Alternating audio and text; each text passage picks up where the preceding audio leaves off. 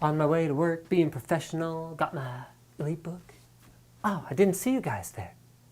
I've done that before, I'm sorry, that's a terrible shtick. Today we're going to be having a look at the HP Elitebook 9470m. This is an Ultrabook, so it's slim, it's pretty light, although it's also pretty robust, which we'll talk more about later. It has all those Intel security features that we've talked about before on this show, but unlike other Ultrabooks, this is also an HP Elitebook, which means it has second to none build quality and a bunch of other really cool stuff that sets it apart from other thin and light Ultrabooks.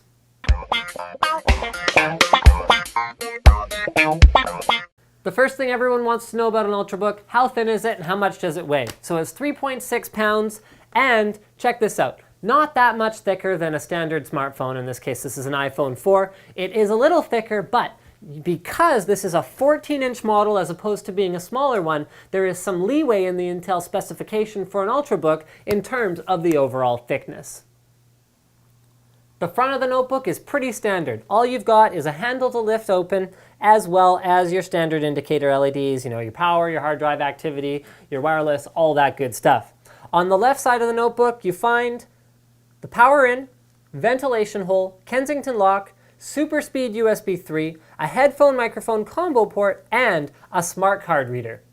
At the back of the notebook, you find, again, not a whole lot, just Hewlett-Packard branding and a very, very robust hinge. I'll show you more about that later. And finally, on the right-hand side of the notebook, we've got two more USB 3 super speed ports, a DisplayPort output, a VGA output, as well as a dock output and gigabit Ethernet. A couple of those things, are of note. Number one is the VGA output. That's what makes this a business class product as opposed to a consumer class product. When you have to give a presentation in an unfamiliar boardroom, a lot of the time, they don't have HDMI in. They're using an old VGA projector. You gotta have it ready to go or you won't be able to give your demo.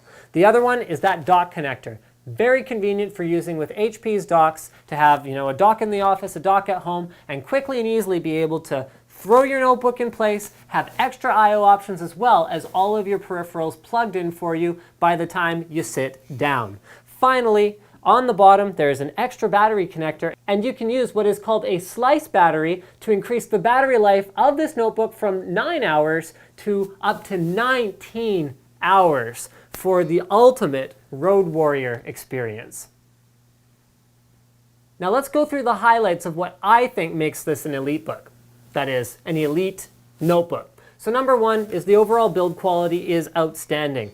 Even though it's thin, there is almost no flex to the chassis whatsoever. This is what really sets apart these business class products from the general consumer class products. HP also validates them in terms of drops, dust, and temperatures in ways that consumer products just don't get that kind of attention.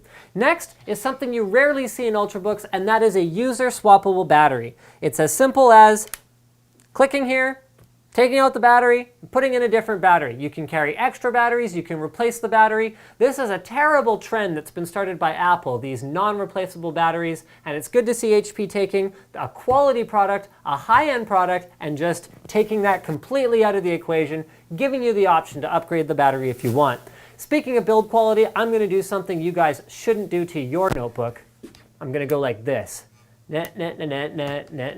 Two things you're going to notice here. Number one is this is an extremely robust hinge. It is made of metal. It is not going anywhere, and that is a very good thing to see. Also, little fine touches like the fact that when I'm opening up the notebook like this, I don't have to fight with it. It's just the right amount of force required to open and close it so it doesn't lift up the whole notebook as I'm trying to open it and I have to hold it down when I'm trying to open it. These little tiny things that make a great big difference. The other thing I wanted you guys to notice about that last thing I did there was that the screen has very little flex to it in spite of how thin it is. So check this out. I got my iPhone 4, there's my thickness comparison to show you guys just how thin this thing is. However, when I take two hands and wrench on it like this, you can see there's actually very little flex to it overall, especially when you consider how thin it is. More business class features, more elite features. Matte screen, IPS panel. Not using a TN panel is a huge step above what we see on consumer grade notebooks.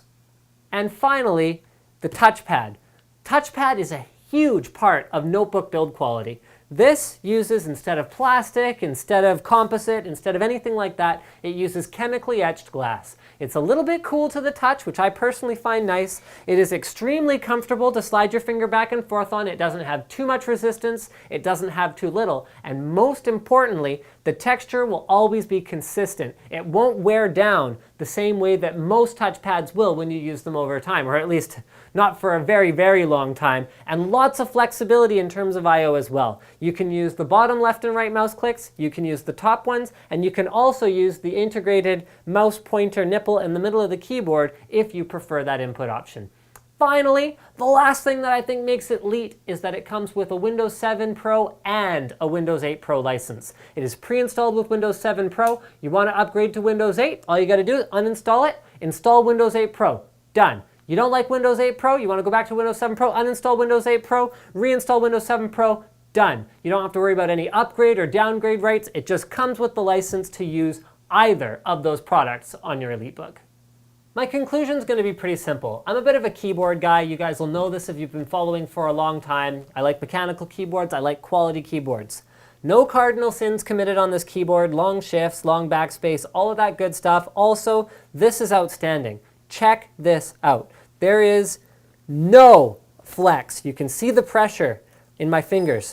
Oh yeah, and I'm messing with it now, but there is no flex to this keyboard whatsoever, in spite of the fact that it's a notebook keyboard, which are usually, frankly, kind of crap. Very, very high quality build. This is difficult to do because there's a lot of components down there, and the thickness of the metal is literally thinner around the keyboard because they have to put all those keys through it, so they've reinforced it a lot to achieve that.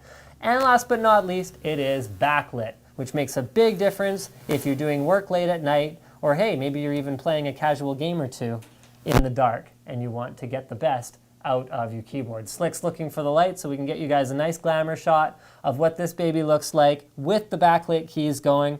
Thank you for checking out this episode of NCIX Tech Tips on the HP Elitebook 9470m.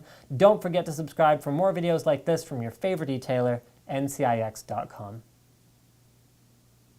Now I want to take a moment to highlight the things that in my mind make this, sorry.